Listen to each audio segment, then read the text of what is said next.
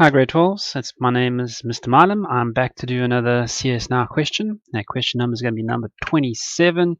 Evaluate the impact, and I really love the word impact in questions because that means you can talk about positives and negatives, goods and bads. It just opens up a lot of marks there. So evaluate means what do you think, helps make a decision.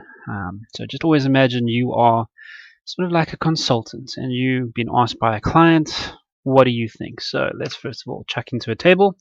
We're going to be looking at these two types of investments, the one being RSA retail savings bond, the other one being a unit trust. So this is the one where you give some cash to government and then they use that to help the economy and then they pay you back some cash.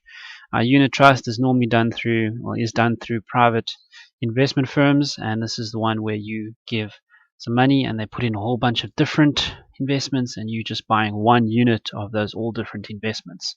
So let's look at first of all government retail savings bonds. Number one is that it's guaranteed returns. And that is brilliant. We want guaranteed returns. Obviously, guaranteed returns don't always mean high returns, but it means that we can have some money and it's definitely going to be better than a bank. Next up, there's no cost, commission payable. The government just needs your cash and they use it to help businesses. The negatives, however, you need a minimum of 1K, 1,000 Rand to invest. This is not accessible for everyone, obviously, so this does exclude a lot of people from investing. But if you do have the 1,000 Rand that you're not going to miss, it's a good investment to have. Because it's backed by government, the odds of failure are very, very low, unlike some companies which during COVID times obviously have a very high chance of failing. But government, on the other hand, has a lot of backing and a lot of avenues of funding. The other thing is you need an SA identification, and that you also must be older than 18 years old. So sorry if you're not, but you need to be older than 18 to get access to that investment. Unit trusts, on the other hand, they're managed by an expert who's able to do all those different types of shares. Gives you that much more knowledge than you might have, and obviously hopefully getting a better return. It is pretty safe, as it is put into different types of shares, different industries, and there's a lot of rules around it on what they're allowed to do. The share prices can go up and down, so obviously unit trusts during COVID times had not such a great time of it, but generally in the long run are very good.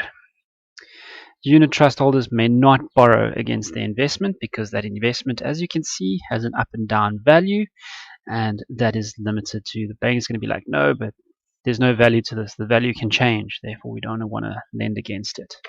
Let's throw some pictures. Nice little guaranteed symbol for our guaranteed returns on government retail savings bonds. It is nice and free, as in no cost. You do need a minimum of 1K though. There's the 1K right there. You need an RSA identification, and you must be older than 18. Unit trust is managed by a professional who has experience and has knowledge to invest wisely.